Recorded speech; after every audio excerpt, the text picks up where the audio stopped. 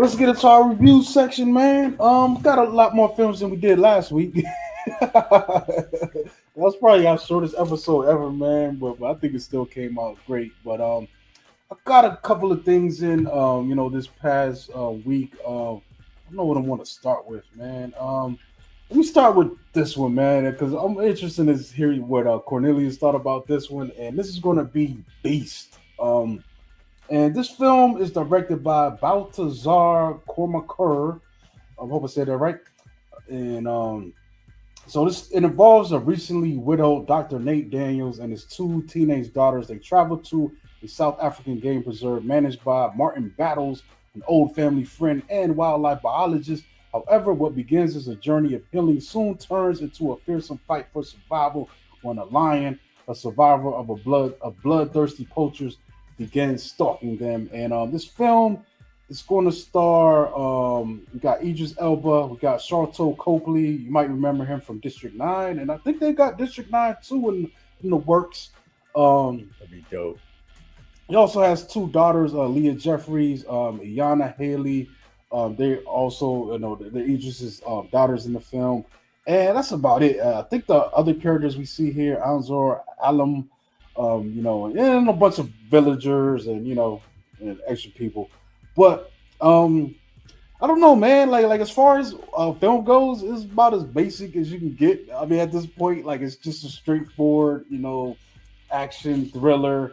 I don't think it's breaking any new ground, with any of this stuff, other than the fact that we've got Idris Elba in this and Sharlto Copley, who are, in my opinion, they're kind of slumming. Like the script isn't overly ambitious or anything like that. It's just they're out in the bush, and as the synopsis said, there's a lion whose pride gets wiped out by these poachers in a messed up way, and that lion just flips the switch where like I'm killing everybody around who comes around here, I'm killing them.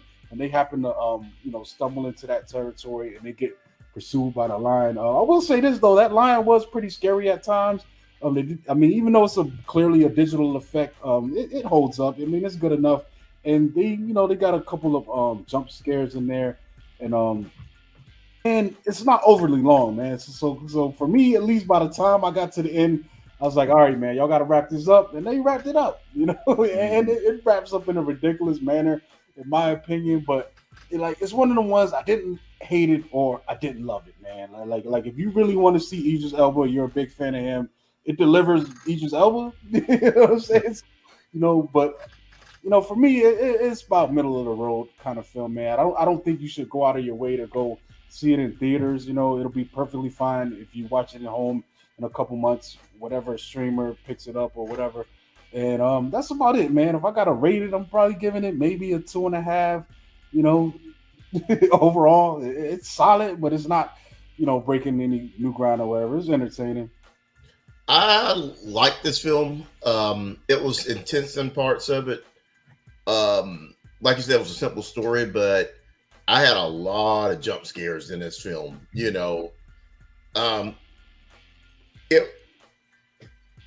I wouldn't say it was the best film I ever seen, but it's not the worst film I ever seen. I had a lot of fun with parts of it. One of the things that bugged the hell out of me during watching this, his daughters don't listen to a damn thing. Mm-hmm.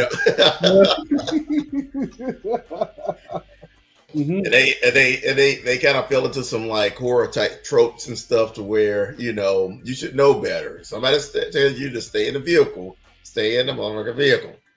Because things could happen.